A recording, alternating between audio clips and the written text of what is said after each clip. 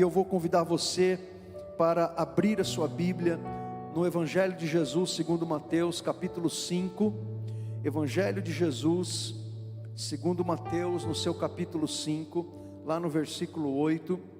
Como eu disse, enquanto você vai abrindo, como eu havia dito, a gente está voltando aos poucos, né, com os nossos trabalhos.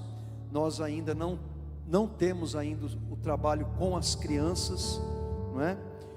Então você que está aí com a sua criança, eu vou pedir gentilmente para que você mantenha ela junto de você, tá bom? Não deixe ela correr pelos corredores da igreja, não deixe ela caminhar pelos corredores da igreja, mantenha ela juntinho de você, tá bom? Eu quero dizer que é muito bom ter você aqui.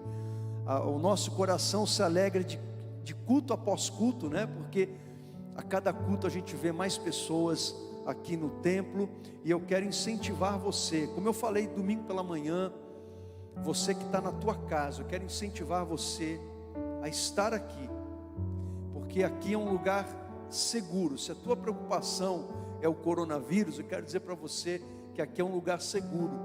Essas cadeiras todas são higienizadas antes de você chegar, as maçanetas das portas, você chega aqui, tem um álcool em gel, medimos a sua temperatura, tudo higienizado, banheiro higienizado. Quando vocês forem embora, as cadeiras serão higienizadas novamente. Então quero incentivar você que está na tua casa a estar aqui, tá bom? Porque agora, irmãos, parece que, eu sei que há pessoas que realmente estão com muito medo de sair de casa. A gente tem que respeitar, principalmente aqueles que têm comorbidades, problemas de saúde, fazem parte do grupo de risco. A gente tem que respeitar, e essas pessoas têm que se cuidar mesmo, porque não existe uma vacina ainda, né? Mas sabe uma coisa que eu estou observando, gente? É que tem muito crente que não está vindo à igreja. Eu não estou falando só na Viver em Cristo, não, estou falando isso de modo geral. A pessoa fala assim: não estou me sentindo segura para voltar para ir para a igreja, não estou me sentindo seguro para ir para o culto. Mas a pessoa está na farmácia, está no mercado, está na feira, está na quitanda, está na praia, está no parque de diversão, mas não está se sentindo seguro para vir na igreja. Isso é uma coisa absurda, né? Mas fácil a pessoa dizer, ser sincera com ela mesma e com o Senhor, e falar: olha, eu não quero ir para a igreja porque eu perdi a vontade, não quero ir mais, esfriei na fé, estou precisando ser renovado espiritualmente, estou precisando receber um avivamento na minha vida. Agora, por favor, não coloca a culpa no corona não, né? A gente gosta de jogar as nossas responsabilidades no outro, né? Tem crente que gosta de jogar a culpa no diabo. Agora tem o coronavírus, para a gente relaxar na nossa vida espiritual. Então eu quero dizer para você que está na tua casa, você que está frequentando tudo quanto é lugar, quero dizer para você que este lugar aqui, a Viver em Cristo, é o lugar mais seguro que você pode estar além da tua casa. Você que está aqui nessa noite, você pode confirmar, amém? Você pode levantar a mão? Está se sentindo seguro aqui dentro? Do ponto de vista sanitário e de higiene? Muito bem, então é isso. A gente tem que dar esse tipo de palavra, irmãos. É o pastor que tem que dar, não tem jeito, né? Porque o ser humano é uma coisa complicada. A grande verdade, irmãos, é que a gente dá um enorme trabalho para Deus. A gente se acostuma com a comodidade, a gente se acostuma com a zona de conforto, né? E a gente tem uma tendência ao desânimo. Então a gente não pode relaxar espiritualmente. A gente tem que manter a nossa fé, esse espírito de comunhão sempre aceso diante do Senhor. A gente sabe que existe aí um estilo de vida dos desagrejados, né? Aquela turma de crentes que por algum motivo se decepcionaram com a igreja e deixaram de frequentar os cultos. Eu não estou falando só da Viver em Cristo, isso no mundo inteiro. E eles criaram uma teologia própria, criaram uma teologia particular, a teologia própria, antibíblica, distorcida, de que não se precisa de igreja para viver o Evangelho. É verdade que quem salva é Jesus. Quem salva não é igreja, quem salva não é pastor, quem salva não é liderança, quem salva é Jesus. Mas não é possível viver o Evangelho pleno fora da vida comunitária da igreja. Se alguém quiser debater comigo na Bíblia, vamos na Bíblia. Porque igreja é relacionamento, é corpo, é caminhar junto, é andar junto. Isso não é eu que estou falando, estou inventando, isso é Bíblia, isso é Novo Testamento. Isso é teologia bíblica do Novo Testamento. Então é muito mais fácil as pessoas serem sinceras com elas mesmas. Olha, eu não vou mais na igreja porque eu não quero ir mais, porque eu me decepcionei, porque eu estou triste, estou machucado, preciso ser curado, preciso ser sarado. Não me venha com essa teologia furada de dizer que não precisa da igreja para viver o evangelho, que não precisa de pastor, não precisa de irmão, não precisa de vida comunitária, porque isso não tem nada a ver com a Bíblia. Isso é desculpa esfarrapada de quem precisa de cura, precisa de renovação, precisa às vezes até de conversão, porque a nossa fé, ela não pode estar apoiada em homens, a nossa fé tem que estar apoiada em Jesus. Amém, meus irmãos? Mateus 5,8, daqui a pouco vai virar, essa de uma estação vai virar uma mensagem, né? Mas ela é mesmo uma mensagem, mas não é isso que eu vou pregar. Mateus, Evangelho de Jesus, em Mateus capítulo 5, versículo 8. Se alguém nos visita nessa noite, aqui no templo, quero dizer que você é muito bem-vinda, você é muito bem-vindo, você é o nosso convidado, a nossa convidada especial. Queremos que você se sinta bem, que você se sinta à vontade, que você se sinta confortável e o mais importante, queremos que você tenha uma experiência com Deus. Amém? Fazemos de tudo para que você tenha uma experiência com Deus. A qualidade do som, o conforto da cadeira, a iluminação. Mas tem uma parte que só cabe a você, que é aí que a gente não pode fazer nada. Tem uma parte da experiência com Deus que depende só de você, que é você estar com o teu coração aberto, sincero e em humildade na presença de Deus. Então, se você quer ter uma experiência com Deus, o teu foco, a tua atenção tem que estar em Jesus, e você tem que estar com o teu coração aberto, em humildade na presença do Senhor. Amém? Então diz assim, Mateus 5,8: bem-aventurados os limpos de coração, porque verão a Deus. Bem-aventurados os limpos de coração, porque verão a Deus. Domingo passado, no culto da manhã, eu preguei sobre outra bem-aventurança. Bem-aventurados os mansos, porque eles herdarão a terra. Então, se você quiser ouvir essa mensagem, está gravado na nossa página do Facebook, também no meu perfil do Facebook está gravada lá essa mensagem. Se você quiser ouvir, ela está lá, tá bom? E hoje eu quero falar de outra bem-aventurança, a bem-aventurança de um coração limpo. Você vai observar que Jesus, logo no começo do capítulo 5 de Mateus, ele traz uma série de bem-aventuranças. Aliás, é o início daquele sermão que nós chamamos de Sermão do Monte, ou Sermão da Montanha, que começa no capítulo 5 e vai até o capítulo 7.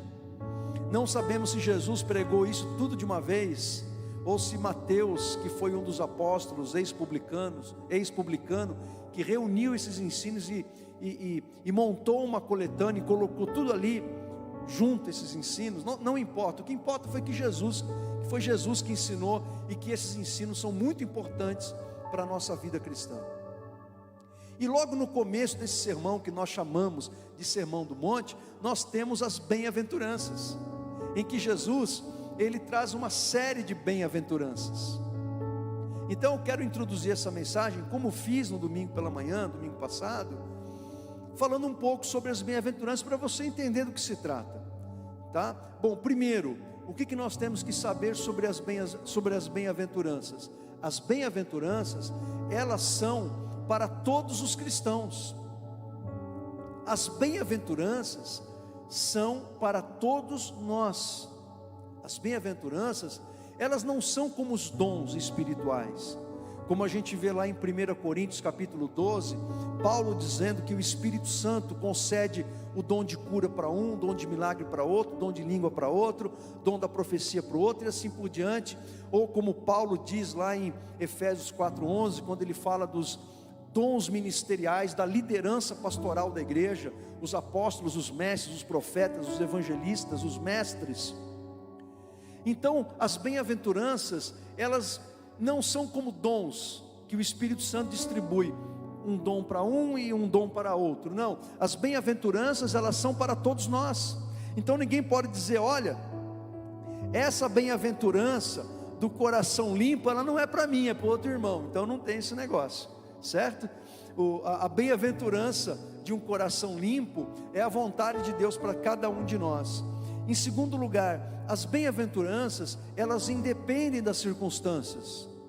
Ah não, vou viver essa bem-aventurança, eu vou colocar em prática essa bem-aventurança, porque as circunstâncias, o ambiente em que eu estou vivendo, o momento emocional que eu estou vivendo, é favorável para isso. Não tem esse negócio. As bem-aventuranças, elas devem ser vividas em todas as circunstâncias da nossa vida, estejamos vivendo um momento bom ou ruim da nossa vida. Em terceiro lugar, as bem-aventuranças, elas são a vontade de Deus para todos nós. Não é algo opcional. Quando você vai comprar um carro zero, você escolhe quais são os itens que você quer no seu carro, porque há itens que são opcionais. No reino de Deus não é assim que funciona. Olha, Senhor, eu quero esse item opcional aqui. Olha, eu quero viver a bem-aventurança da limpeza do coração, mas aquela outra bem-aventurança eu não quero no meu pacote de vida cristã. Isso não existe. Então, as bem-aventuranças são a vontade de Deus para nós, todas elas.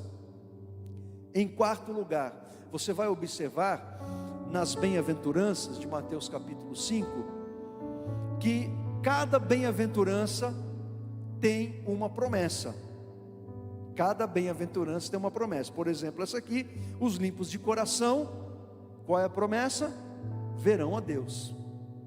Certo?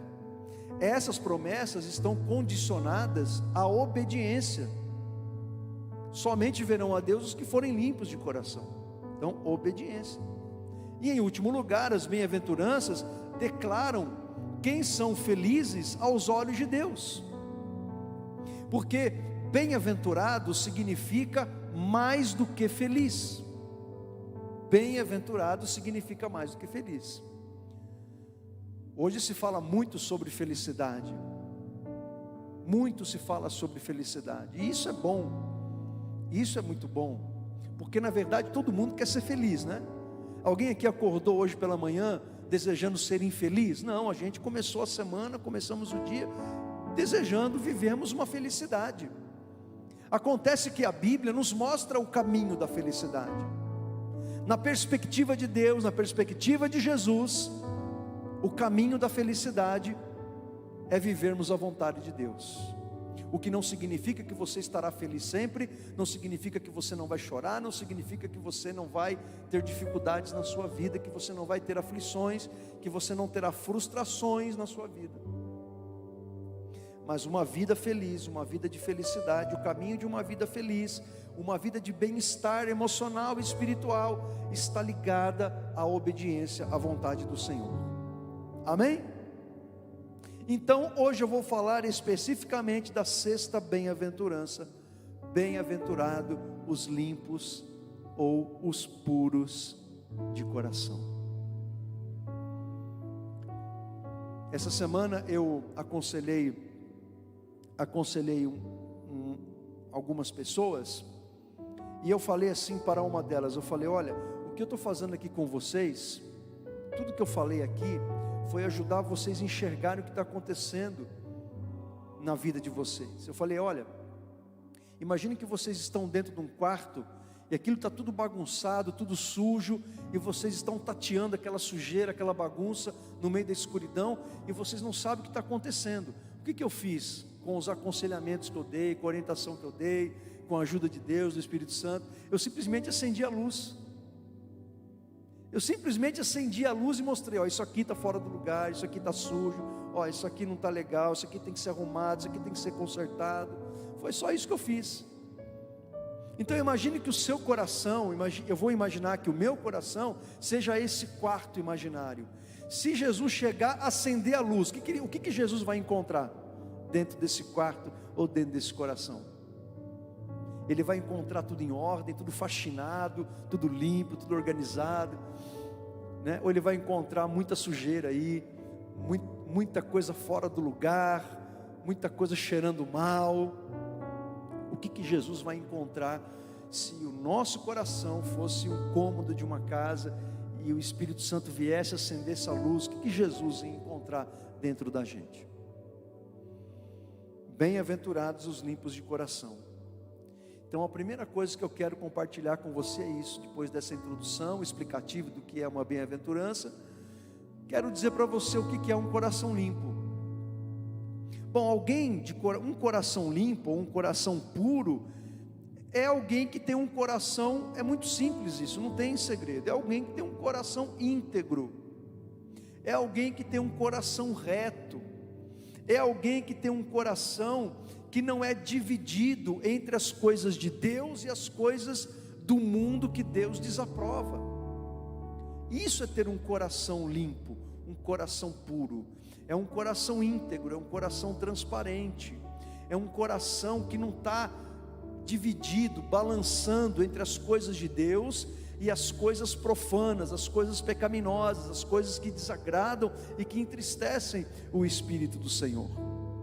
É isso que é ter um coração limpo, é isso que significa ter um coração puro, é um coração sincero, é um coração transparente, é um coração sem falsidade e hipocrisia.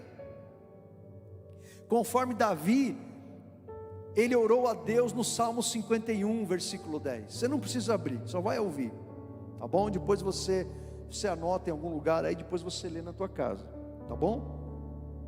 O Salmo 51, gente, é um dos salmos mais lindos da palavra de Deus, e é um dos salmos mais comoventes da palavra de Deus.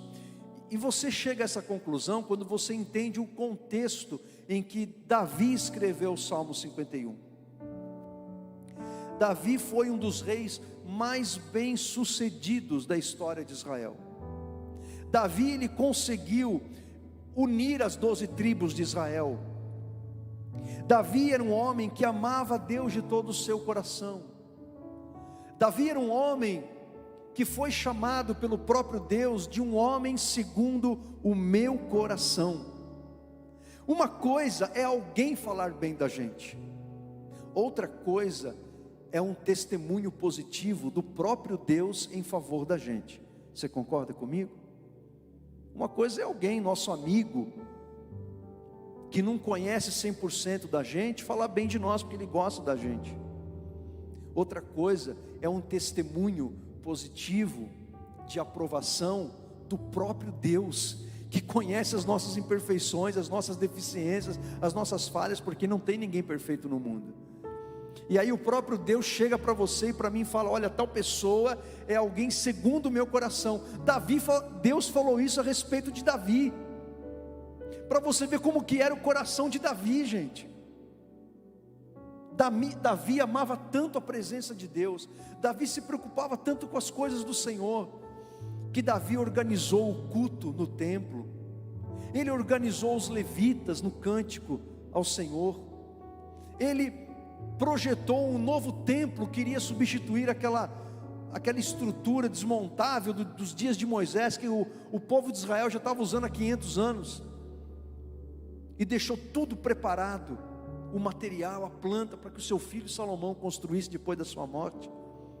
Davi era um homem que amava a Deus de todo o coração, ele compunha canções, poesias para o Senhor, que estão registradas nos Salmos. Mas Davi, quando ele tinha mais ou menos 50 e poucos anos, ele estava no terraço do palácio real, enquanto os reis estavam à guerra, ele resolveu tirar uns dias para descansar. E Davi, no momento de falta de vigilância, ele viu uma bela mulher que se banhava e provavelmente se mostrava para ele, e ele desejou aquela mulher, ele chamou aquela mulher dentro do seu quarto, possuiu aquela mulher, a Betseba, que era uma mulher casada, inclusive com um dos valentes de Davi, Urias, e Davi engravida aquela mulher. para esconder o seu pecado, ele manda Urias à frente da batalha com os filisteus, para que Urias morresse. E Deus estava vendo tudo aquilo acontecendo. Quando você vai para a história de Davi no Antigo Testamento, tudo estava indo muito bem com Davi, até este momento da vida dele. Quando Davi decide cometer esse pecado, porque foi uma decisão que ele tomou. Foi uma decisão, o pecado é uma decisão, gente. A história de Davi muda completamente, vira-se uma nova página, um novo capítulo, de choro, de tristeza. E Deus está vendo tudo aquilo acontecer. O adultério de Davi, a mentira de Davi, o pecado de Davi, o assassinato por tabela de Davi. E aí Deus levanta o profeta Natã para falar com Davi. E Davi, quando ouve aquela repreensão do Senhor por meio de Natã, ele diz prontamente ao Senhor: eu pequei contra o Senhor. E Davi então se arrepende do seu pecado. Ele se arrepende profundamente. E ele compõe o Salmo 51. É o salmo do pedido de perdão. Nós conseguimos vislumbrar o coração de Davi no Salmo 51. E quando nós vislumbramos o coração de Davi no Salmo 51, é como se nós olhássemos em espelho. Porque quem ama Deus e peca contra o Senhor, quando lê o Salmo 51, entende o que Davi estava sentindo, compreende o que Davi estava sentindo, o desejo, a ânsia de ter a sua comunhão com Deus restaurada novamente. Não retire de mim o teu espírito, restitui em mim a alegria da salvação. E ele então pede perdão a Deus, ele pede a restauração da comunhão com o Senhor. Ele precisa da vida de Deus em sua vida. Ele não pode viver longe da presença do Senhor. Ele precisa da restauração da intimidade com o Senhor. E uma das coisas que Davi pede para Deus no Salmo 51, versículo 10 é: cria em mim, ó Deus, um coração puro e renova dentro de mim um espírito inabalável. E mais uma vez, os nossos músicos, na pessoa do Joe, que eu acho que escolheu as músicas, foi isso, Joe? Escolheu mais uma música que tem tudo a ver com o que eu ia pregar aqui sobre coração. E nós não combinamos nada, né, Joe? Não combinamos nada, né? O Espírito Santo combinou com a gente. Isso é algo tremendo, irmãos. Como o Espírito Santo, ele vai dirigindo as nossas ações no culto a Ele. Então Davi chega e escreve, e ele canta, ele compõe essa poesia ao Senhor, uma oração feita a Deus: cria em mim, ó Deus, um coração puro, e renova dentro de mim um espírito inabalável. E aí eu fui pesquisar as versões da Bíblia, as traduções da Bíblia, como que as versões na língua portuguesa traduziram esse texto do hebraico para o português.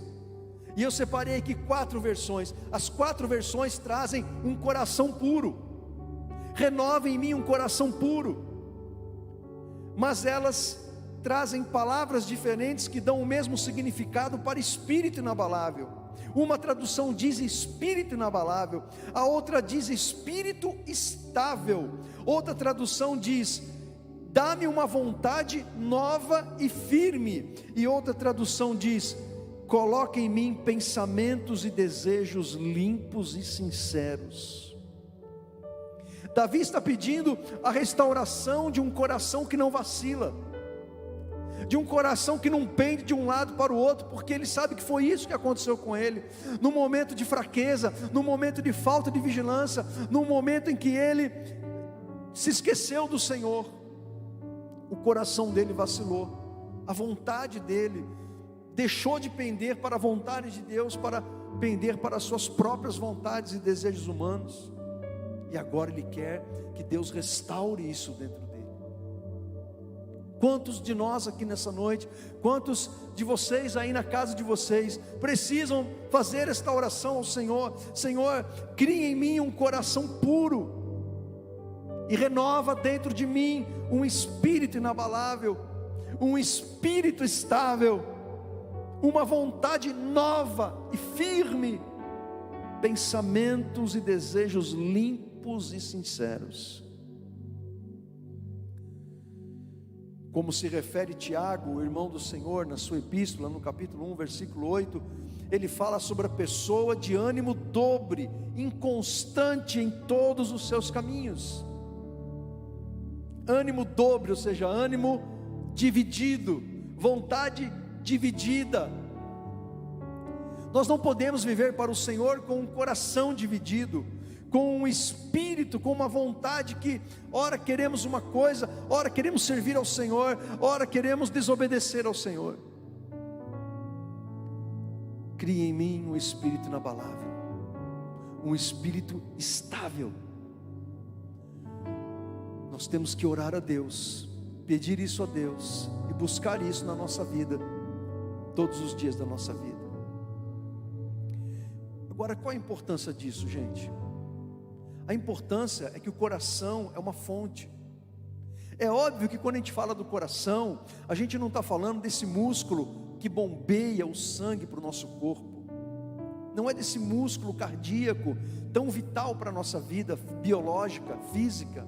Quando a Bíblia fala do coração, está falando das nossas emoções, está falando dos nossos desejos humanos.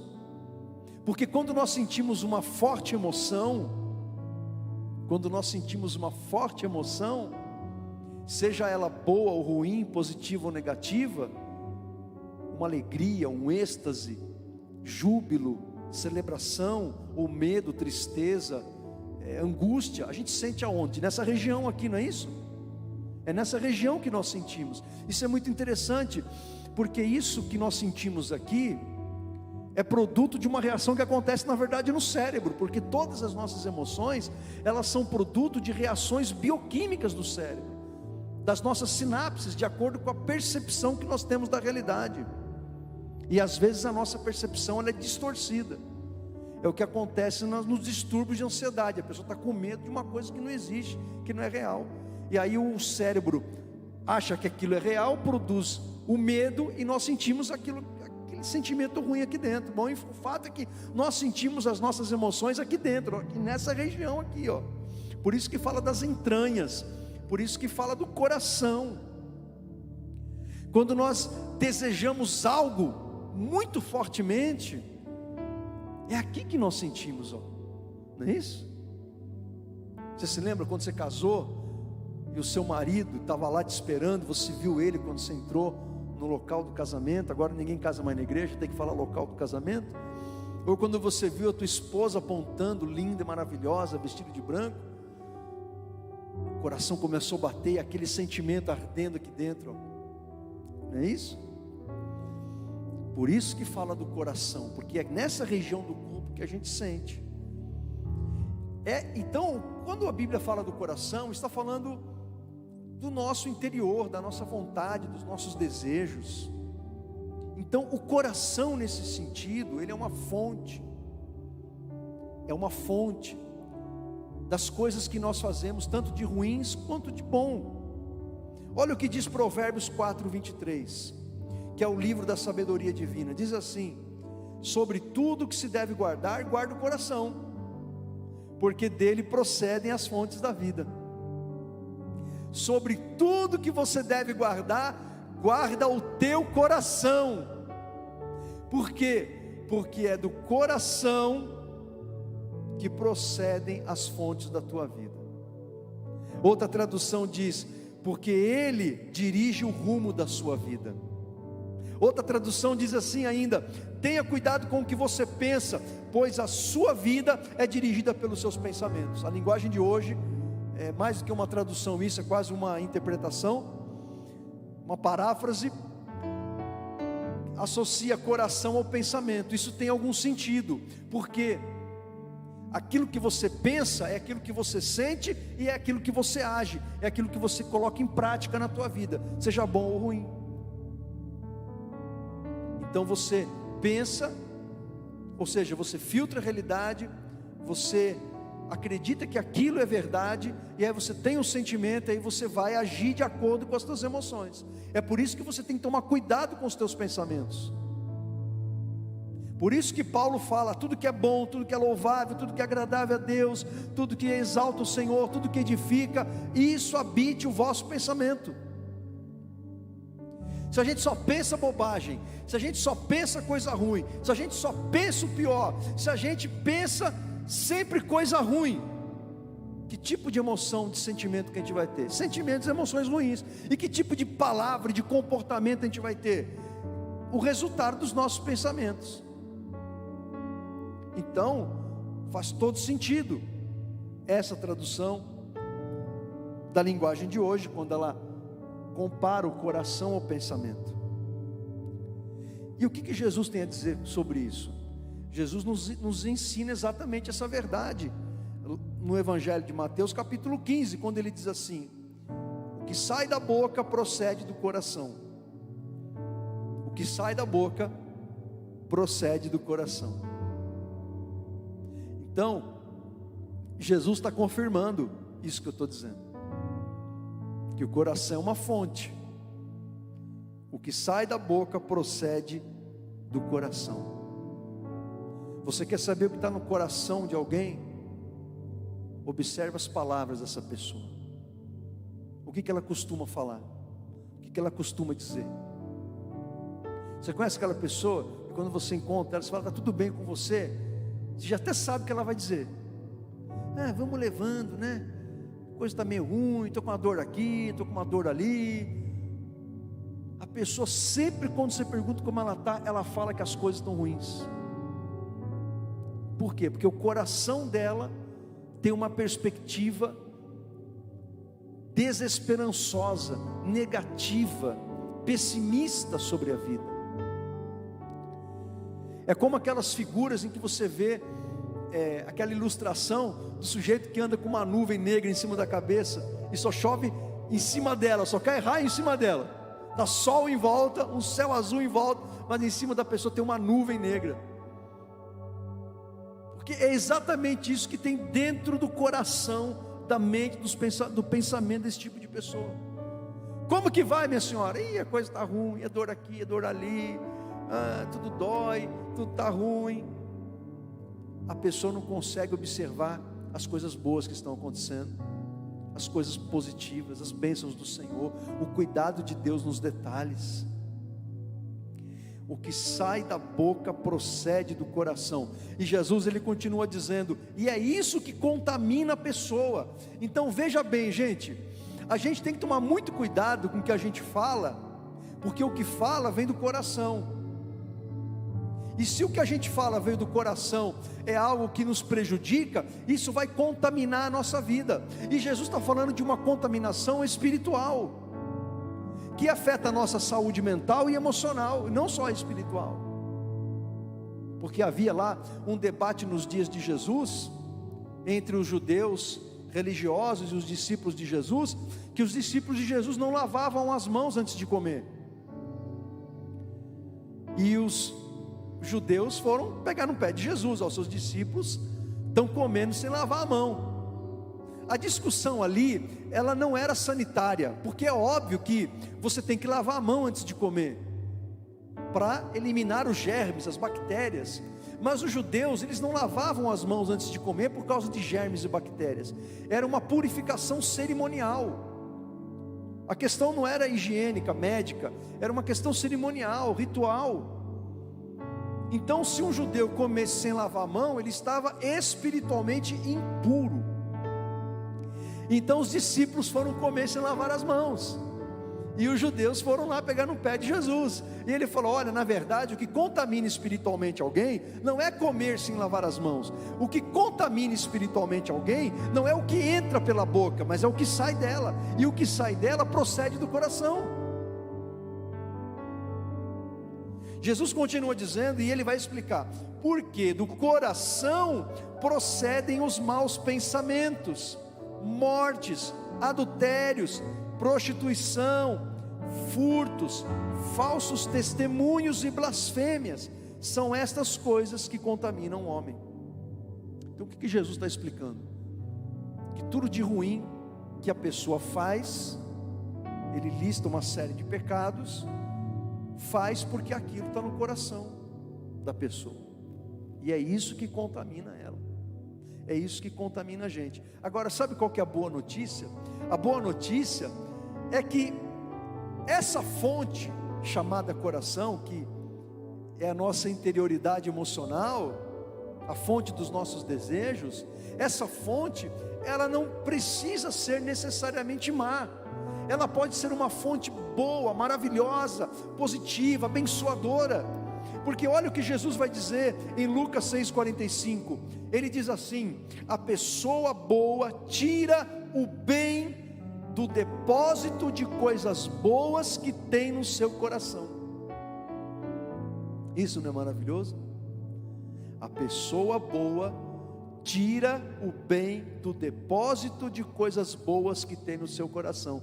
Então, se o teu coração é um depósito de coisas boas, se o teu coração é um depósito de fé, é um depósito de esperança, é um depósito de santidade, é um depósito de amor, é um depósito de misericórdia, é um depósito de perdão, é um depósito de paciência, é um depósito de paz, é um depósito de longanimidade, é um depósito de perseverança. É isso que existe no depósito do teu coração. É desse depósito que você vai tirar o que você vai viver. É isso que Jesus está falando. E aí ele fala o outro lado. E a pessoa má tira o mal do seu depósito de coisas más. O teu coração é um depósito de coisas más ou de coisas boas? Deixa eu falar uma coisa para você. O coração de todos nós sempre vai ter coisa boa e coisa ruim. Sabe por quê? Porque nós somos pecadores. E João diz para nós os crentes: aquele que diz que não tem pecado nenhum, engana-se a si mesmo. É óbvio que no meu coração e no teu coração sempre vai ter alguma coisa lá que não é boa. E a gente precisa sempre estar vigiando, pedindo que o Espírito Santo nos ajude. Se a gente pecar, temos que nos arrepender, pedir perdão a Deus, nos levantar e continuar caminhando. A questão é a seguinte: qual a quantidade de coisas ruins e qual a quantidade de coisas boas estão nesse depósito dentro de você? Há muito mais coisas boas ou há muito mais coisas ruins? Porque é isso que você vai produzir na sua vida com Deus, no seu relacionamento com as pessoas. Isso, gente, nós observamos na vida de todo mundo. Por isso que você nunca pode falar geralmente para as pessoas: olha, aquela pessoa não tem caráter nenhum.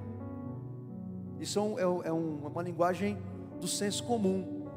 Mas não existe alguém com caráter nenhum. Todo mundo tem um caráter. E esse caráter, ele tem um nível de maldade e um nível de bondade. Porque todos nós temos fraquezas, pontos cegos, pontos a melhorar. E todos nós temos coisas boas, pontos positivos, qualidades. E nessa balança, como que ela está?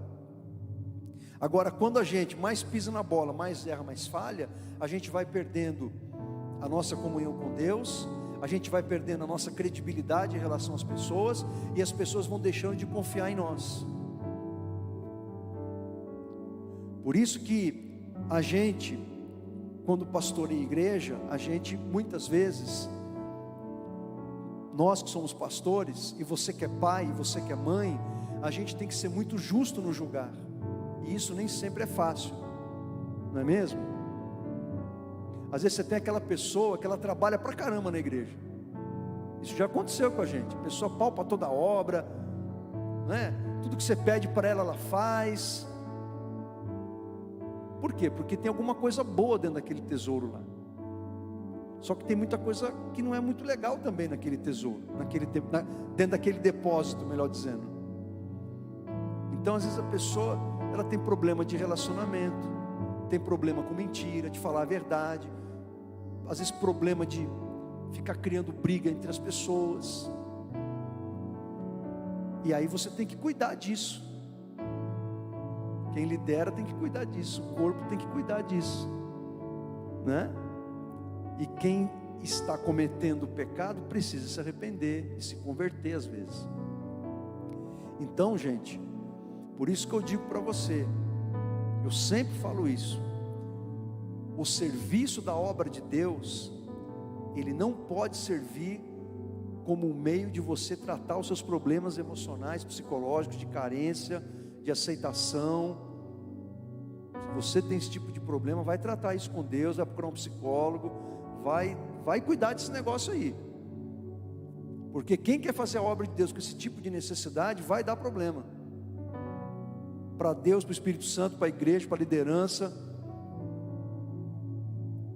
Porque quem faz a obra de Deus tem que ter um coração limpo. Não estou falando um coração perfeito, mas tem que ter um espírito estável, como Davi pediu. Vocês estão entendendo? Então, gente, Jesus está dizendo do depósito do nosso coração. E ele conclui dizendo em Lucas 6,45: pois a boca fala o que o coração está cheio. E Jesus, ele nos dá uma outra informação muito preciosa sobre o coração em Mateus 6,21. Ele fala assim: onde está o teu tesouro? Outra tradução diz: as tuas riquezas, aí estará também o teu coração. E aí eu vou te perguntar: quais são as coisas mais importantes da tua vida? Quais são as coisas que você mais valoriza na tua vida? Quais são as coisas que você considera como riquezas e tesouros? Jesus está dizendo que é lá que estará o teu coração. E agora, como que a gente sabe que uma riqueza é uma riqueza? A gente sabe que uma riqueza é uma riqueza, que um tesouro é um tesouro para nós, pelo tempo que nós dedicamos àquilo ali, ou aquela coisa, ou aquela pessoa, ou aquelas pessoas. Então não adianta a pessoa falar: os meus filhos são uma riqueza para mim. Tá, mas que tempo que você dedica a eles? A igreja é um tesouro, uma riqueza para mim. Ok, mas quanto que você se dedica à igreja do Senhor? Ah, o Espírito Santo é uma riqueza para mim. Tá, ok, mas o quanto que você se dedica em buscar a Deus? Ah, a palavra de Deus é uma riqueza, um tesouro para mim. Ok, então quanto tempo você se dedica, você investe lendo a palavra, estudando a palavra, se alimentando da palavra? Porque o que vai comprovar o que é uma riqueza para nós é o tempo que nós dedicamos a tal coisa ou a tais pessoas. Porque se estamos dedicando tanto tempo a determinada coisa, o nosso coração está ali. E essa riqueza e esse tesouro pode ser coisas que Deus aprova, pode ser coisas neutras, que não são pecado, mas que podem nos aprisionar. É aquilo que fala Hebreus, que fala do pecado e do peso que tenazmente nos assedia. O que é o peso? O peso é aquilo que não é pecado, mas que vai tomando um lugar na tua vida e se torna um peso, atrapalha as coisas mais importantes da sua vida. Por exemplo, não é pecado você jogar bola, não é pecado, mas se de repente você começa a participar de campeonato, você some da igreja, não ora mais, não busca mais a Deus, pronto, aquele campeonato virou um peso. É pecado você ter casa na praia? Não é pecado você ter casa na praia não, pode até me chamar que eu vou. Mas se você deixa de estar na casa de Deus, porque você tem que estar todo final de semana na sua casa de praia, então aquilo que não era pecado virou um peso, porque você deixou de buscar a Deus, por causa daquilo que era para ser bênção, está te afastando da presença de Deus. E a riqueza e o tesouro pode ser algo pecaminoso, pode ser algo que Deus condena, pode ser um vício, pode ser uma fraqueza, pode ser algo que contamina você, que escraviza você, que domina você, e aquilo dirige os seus pensamentos, o seu comportamento. É um tesouro. Onde estiver o teu tesouro, a tua riqueza, lá estará o teu coração. Então nós temos que nos perguntar e fazer uma reflexão muito profunda, pessoal, individual, intransferível, porque é algo que ninguém pode fazer por mim e nem alguém fazer por você. Graças a Deus por isso. É algo que somente nós mesmos podemos fazer. A oração de Davi no Salmo 139: Senhor, sonda o meu coração e ajuda-me a ver os meus pontos cegos, ajuda-me a enxergar espiritualmente o que está de errado na minha vida, o que eu preciso mudar, modificar, renunciar, agregar, somar, o que eu preciso fazer na minha vida, Senhor, para que o meu coração seja um coração puro, para que eu tenha um espírito estável, um espírito inabalável, um pensamento voltado para as coisas do Senhor. Então, nós temos a promessa para os que procuram viver com o coração limpo, com o coração puro. A promessa é muito simples, mas profunda, extremamente profunda: verão a Deus. Os de coração puro verão a Deus. E como que essa promessa se cumpre na nossa vida? Essa promessa se cumpre de duas maneiras. Primeira maneira, essa promessa se cumpre imediatamente. Essa promessa se cumpre agora, no tempo que se chama hoje, no tempo que se chama agora. Olha o que Paulo falou aos Efésios no capítulo 1, versículo 18. Paulo disse que orava para que Deus fizesse o seguinte com aqueles seus amigos e discípulos cristãos. Ele disse assim em Efésios 1,18, apenas ouça: peço que Deus abra a mente de vocês, para que vejam a luz dele e conheçam a esperança para a qual ele os chamou. Você ouviu o que eu disse? Olha a oração de Paulo. Ele disse que estava orando a Deus, para que Deus abrisse o entendimento, a mente, a compreensão daqueles irmãos, para que eles vissem. Não é um ver com os olhos físicos, mas é o ver com os olhos espirituais. O que? A luz do Senhor. Para que vejamos a luz do Senhor. Às vezes a luz de Jesus está ofuscada diante de nós. E conheçam a esperança para a qual Ele nos chamou. Paulo está dizendo: olha, eu oro para que a esperança viva em Jesus seja uma realidade na vida de vocês. E ele continua: e também para que saibam como são maravilhosas as bênçãos que Ele prometeu ao seu povo. Eu oro para que vocês conheçam, para que vocês saibam como as bênçãos do Senhor são maravilhosas, as bênçãos que Ele prometeu. Gente, infelizmente há irmãos, há cristãos que desconhecem as bênçãos do Senhor para a sua vida. Acha que bênção de Deus é só bênção material, é só dinheiro. Quem acha que bênção de Deus é só prosperidade material, tem uma visão muito pequenininha do Evangelho.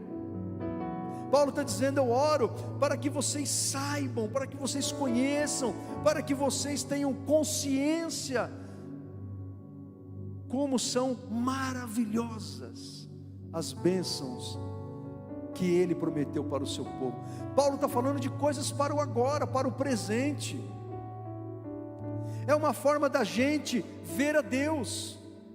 Quando vemos as suas bênçãos, quando vemos as obras dele na nossa vida, quando nós temos a compreensão de como Ele é maravilhoso para nós, nós estamos vendo a Deus. Você se lembra do que Filipe pediu para Jesus? Senhor, mostra-nos o Pai, e isso já nos basta. E Jesus respondeu para o Filipe: Filipe, estou tanto tempo com vocês, você não percebeu ainda? Quando vocês olham a mim, vocês estão vendo o Pai. Quando olhamos para Jesus, estamos vendo Deus, estamos vendo o Pai, estamos vendo o Deus triuno. Amém ou não amém? As bênçãos de Deus são para agora. Há uma ideia muito errada que eu ouvi por muito tempo, e nós temos esse problema. A gente muitas vezes nos falta, irmão, senso crítico. E quando eu falo senso crítico, eu não estou falando de você ser aquele irmão chato, que vê problema em tudo, que chega no templo para cultuar Deus, vê problema aqui, vê problema ali, problema no som, problema na cadeira, problema no pastor, problema nos músicos. Eu não estou falando desse chatonildo, não estou falando de você ser chatonildo. Senso crítico é você receber uma informação e você usar a mente de Cristo, que o Espírito Santo implantou em você, para você discernir se aquilo que está sendo dito procede de Deus ou não. E às vezes nós, no meio cristão evangélico, a gente cria algumas ideias que se transformam em dogmas, e a gente vai reproduzindo. Por exemplo, eu ouvi por muito tempo, e até ensinei isso, até falei isso, né, porque é bonito falar isso, né, dá uma florida, né, no nosso discurso, mas é uma das maiores bobagens que a gente fala nos cultos, irmãos. Ou estou falando do quê? Daquela ideia de que a gente até usa uma pergunta retórica para transmitir essa ideia, que é a seguinte: se Deus não desse nada para você, você continuaria amando a Deus como você ama? Se Deus não desse nada para você, você continuaria servindo a Deus, amando a Deus? Essa é uma das maiores bobagens que a gente ensina para o povo a respeito de Deus, porque ela é ilógica. É ilógica, porque se o teu Deus deixar de dar o que Ele dá para você, Ele deixa de ser o Deus que Ele é. Porque Deus é o Deus que Ele é, justamente pelas coisas que Ele faz. Deus é o Deus que Ele é, justamente por causa do perdão que Ele te dá, da redenção que Ele te dá, da restauração que Ele te dá, da graça que Ele manifesta na tua vida, pelo fato de Ele ter entregado Jesus para morrer no teu lugar e perdoar os teus pecados graciosamente. Ora, se você viu um Deus que não fez nada disso por mim, então esse Deus, nós desconfiguramos esse Deus, nós desconstruímos esse Deus, e esse Deus passa a ser nada, coisa nenhuma. Então não faz sentido esse negócio. Se Deus não fizesse nada por você, você continuaria amando a Deus? Não tem como amar esse Deus, porque Ele é desconstruído nessa ideia. Amamos esse Deus justamente pelas coisas grandes e maravilhosas que Ele faz na nossa vida. E é isso que Paulo está falando aos Efésios. Ele está dizendo: olha, eu estou orando por vocês, para que vocês saibam, para que vocês tomem consciência de como são maravilhosas as bênçãos que Ele prometeu para nós. Amém ou não amém?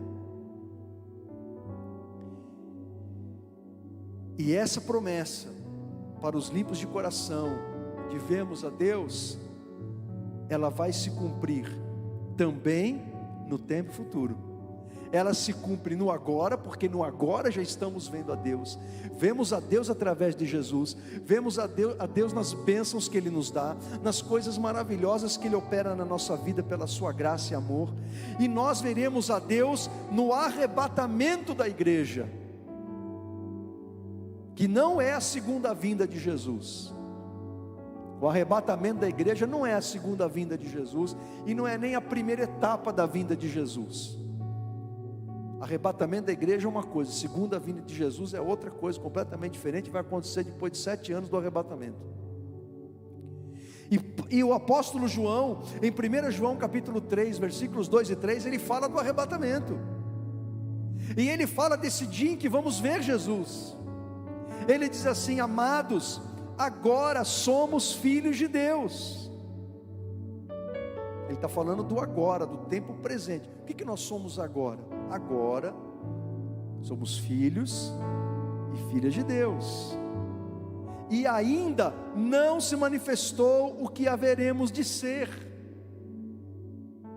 Ainda não se manifestou o que haveremos de ser. O que João está dizendo? Olha, fomos salvos por Deus, fomos perdoados por Deus em Cristo, agora somos filhos e filhas do Senhor, mas ainda não é o fim, vai acontecer mais coisa aí. E ele continua dizendo: sabemos que quando Ele se manifestar, Ele quem? Jesus, se manifestar como? No arrebatamento. Para quem? Para nós, a igreja. Paulo fala desse arrebatamento em 1 Tessalonicenses 4, 1 Coríntios 15. Quando Jesus se manifestar para nós por meio do arrebatamento, olha o que João fala: seremos semelhantes a Ele. Só esse versículo, esses dois versículos já dão uma mensagem de umas 2 horas. Seremos semelhantes a Ele. O que João está falando? Da glorificação dos crentes. Ele está falando que nós receberemos um corpo semelhante ao de Jesus, que Jesus tem no céu hoje, um corpo glorificado. Vai se cumprir aquilo que, o que João está falando aqui, seremos semelhantes a Ele, é a mesma coisa que Paulo fala em 1 Coríntios 15, que o incorruptível que o corruptível vai se revestir de incorruptibilidade, que aquilo que é carne, sangue e osso vai se converter em um corpo espiritual. Quando Jesus se manifestar, seremos semelhantes a Ele. E olha o que João está dizendo: porque haveremos de vê-lo como Ele é. Promessa de Deus para os limpos de coração. Veremos o Senhor como Ele é. Você já viu a visão que esse mesmo João tem de Jesus no Apocalipse, gente? Já pararam para prestar atenção? Ele vê Jesus de cabelos brancos, olhos de fogo, uma coisa tremenda. Veremos a Jesus como Ele é. E Jesus como Ele é, não tem nada a ver com as pinturas dos artistas, que têm pintado a face de Jesus, as expressões de Jesus, através dos séculos. Veremos como Ele é. Você tem essa esperança? Sim ou não? Quem tem essa esperança? Levante a mão. Então olha o que João, ele conclui dizendo para nós que temos essa esperança: e assim mesmo se purifica todo o que nele tem essa esperança, assim como ele é puro. Então, se nós temos a esperança de ver Jesus, devemos purificar a nossa vida, consagrar a nossa vida, dedicar a nossa vida ao Senhor. Se purifica aquele que tem essa esperança de encontrar-se com Jesus no arrebatamento, de ter o seu ser transformado e ser semelhante a Ele, e ver Ele como Ele é. Todo que tem essa esperança purifica-se a si mesmo. O que tem essa esperança purifica o coração. Diz o Salmo 15 de Davi, e eu quero concluir com o Salmo 15: Senhor, quem habitará no teu santuário? Ele faz uma pergunta: quem poderá morar no teu santo monte? Aquele que é íntegro em sua conduta e pratica o que é justo, que de coração fala a verdade e não usa a língua para difamar, que nenhum mal faz ao seu semelhante e não lança calúnia contra o seu próximo, que rejeita quem merece desprezo, mas honra os que temem o Senhor, que mantém a sua palavra mesmo quando sai prejudicado, que não empresta o seu dinheiro visando algum lucro, nem aceita suborno contra o inocente. Quem assim procede nunca será abalado. Salmo 15, que fala de um coração íntegro, de um coração correto, de um coração justo para com Deus e para com os homens. Sabe quem foi que escreveu esse salmo? Foi o rei Davi, o mesmo que escreveu o Salmo 51. Quem habitará no seu santuário? Quem poderá morar no seu santo monte? Aquele que é íntegro de coração, aquele que busca ter um coração puro. Irmãos, desenvolver e preservar um coração puro no mundo que vivemos não é fácil, é muito difícil. A oposição espiritual, as tentações, os ambientes que entramos, sejam físicos ou virtuais, a todo instante, o nosso coração, ele é convocado a gente contaminar o coração. A todo instante o nosso coração, ele é convidado a fazer aquilo que Deus não aprova. E vivemos num mundo em que os valores morais, em que os valores, os princípios de Deus têm sido relativizados. E esse discurso, ele parece ser muito bonito e convincente.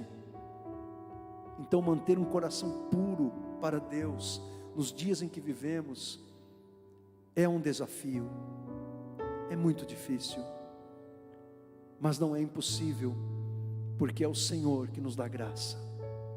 Amém ou não amém? Eu quero convidar você a fechar os teus olhos, a curvar a sua cabeça. Nós vamos orar ao Senhor, nós vamos orar a Deus. Eu quero convidar você a colocar o teu coração diante de Deus.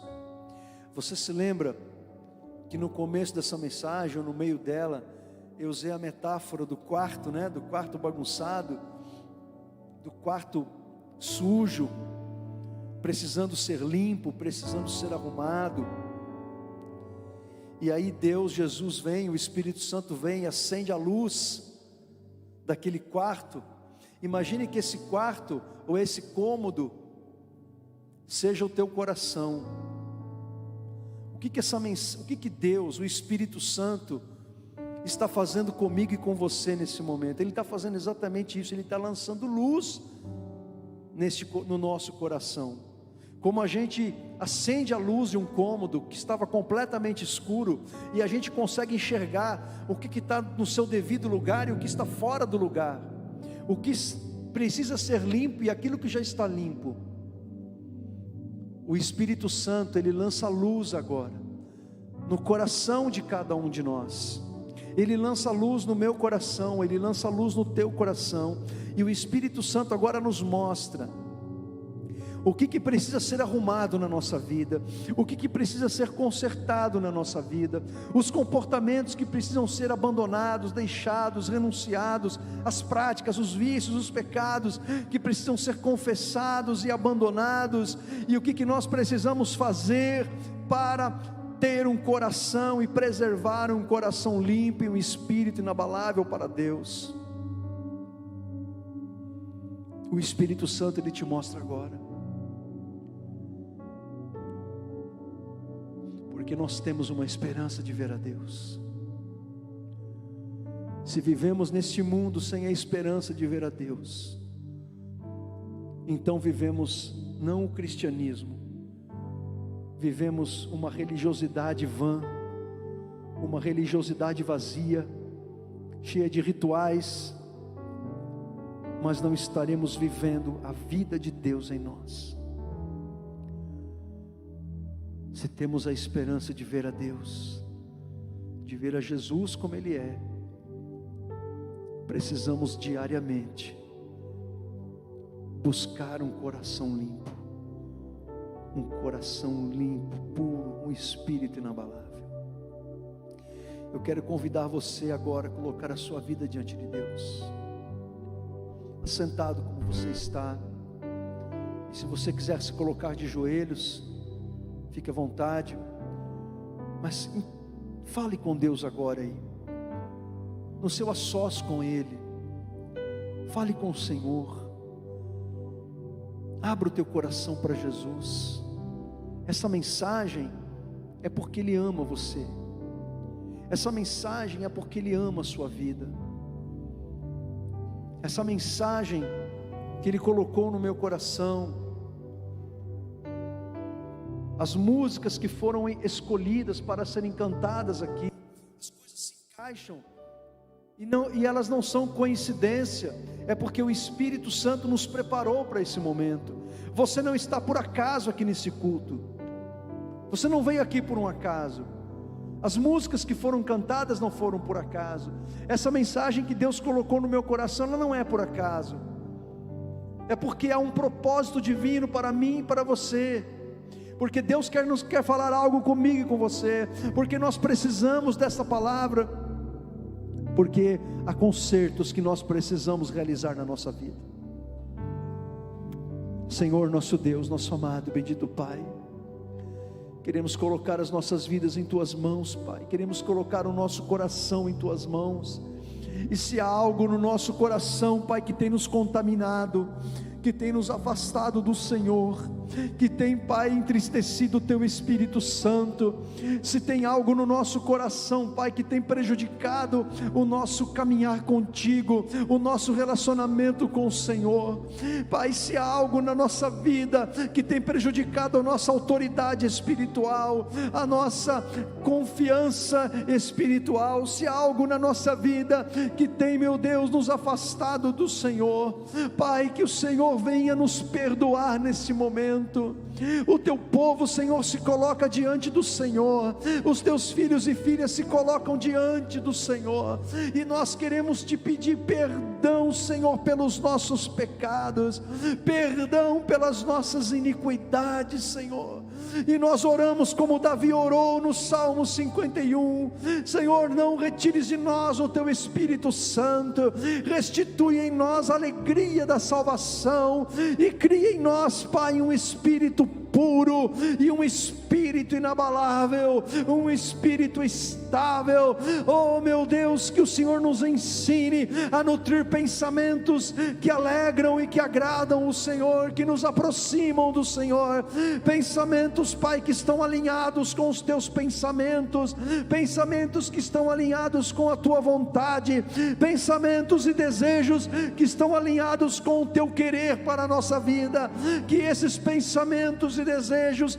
habitem e transbordem o nosso coração, Senhor, para que o nosso coração seja um depósito de coisas boas, um depósito, Pai, de riquezas e tesouros que agradam o Senhor, que glorificam o Teu nome, que exaltem o nome do Senhor, meu Deus. Que este seja o nosso coração, que o Teu Espírito Santo, quando sondar o nosso coração, que encontre coisas boas, que agradam a Ti e glorificam o Teu nome, Senhor. Lava-nos, purifica-nos, santifica-nos com o Teu sangue, renova-nos espiritualmente, aviva-nos pelo poder do Espírito Santo, encha-nos, Senhor, com a Tua presença, e que sejamos cheios e cheias do Senhor, em nome de Jesus. Pai, em nome de Jesus, eu quero convidar você a ficar em pé, e nós vamos adorar a Deus com esta canção. E eu convido você a derramar a tua alma, derramar o teu coração na presença de Deus, o teu Senhor, o teu Salvador, o teu Remedor, o teu Resgatador, o Senhor do Senhor, o Rei dos Reis. Vamos adorar a Jesus.